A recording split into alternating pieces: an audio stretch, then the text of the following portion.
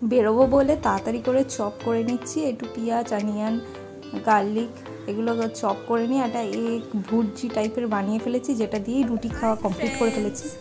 তো সকাল সকাল উঠেই আমি ব্রেকফাস্ট বানিয়ে ফেলেছিলাম দেখতেই পেলে, আর তারপরে আমরা ব্রেকফাস্ট খেয়ে নিয়ে এখন দুপুরবেলা একটু যাচ্ছি, একটু আমার একটু কিছু টেস্ট করানোর আছে সেগুলো করব, আর তারপরে যাব একটু লাঞ্চ করতে, আর তারপর রয়েছে মুভি দেখার প্ল্যান।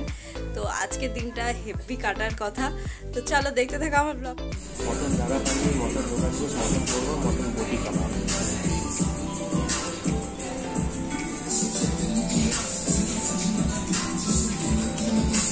এটা না লেক টাউনের হানিদা ধাবাতে এসেছিলাম, আমার যা করানোর কাজ সেগুলো মিটে গিয়েছিল, তো সব কিছু ভালোভাবেই মিটে গিয়েছিল। তারপরে আমরা লাঞ্চটা করতে ঢুকে গিয়েছিলাম, আর বাড়ি ফিরিনি, কারণ আজকে আমাদের না মুভি দেখারও একটু প্ল্যান ছিল।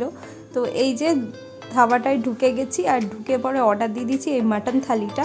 এই মটন থালিটার দাম হলো 360, আর চিকেন থালি এরকমই পাবে 260-র মধ্যে।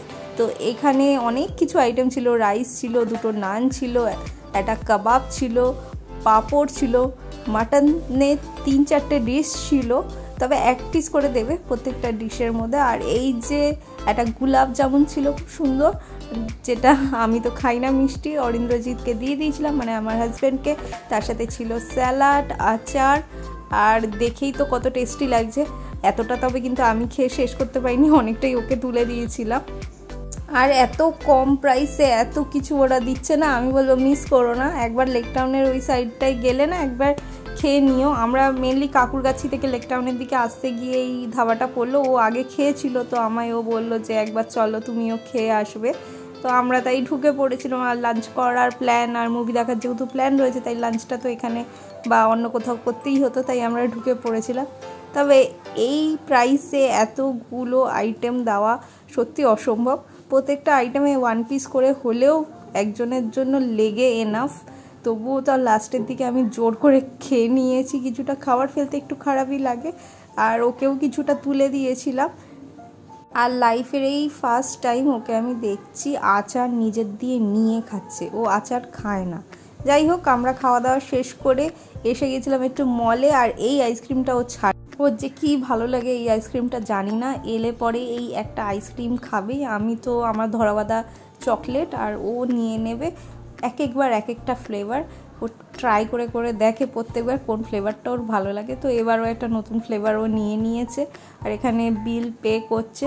আর আজকে না আমরা অজান্তেই একটা দারুণ মুভির টিকিট কেটে ফেলেছি, এবার হলের দিকে যাই, তোমরা দেখলেই বুঝতে পারবে কোন মুভি। আর প্রাইস দেখে আমি বলছিলাম না না কাটতে হবে না এত প্রাইস, পরে বুঝতে পারলাম ওটা 3D মুভি, তাই জন্য এত প্রাইস নিচ্ছিল।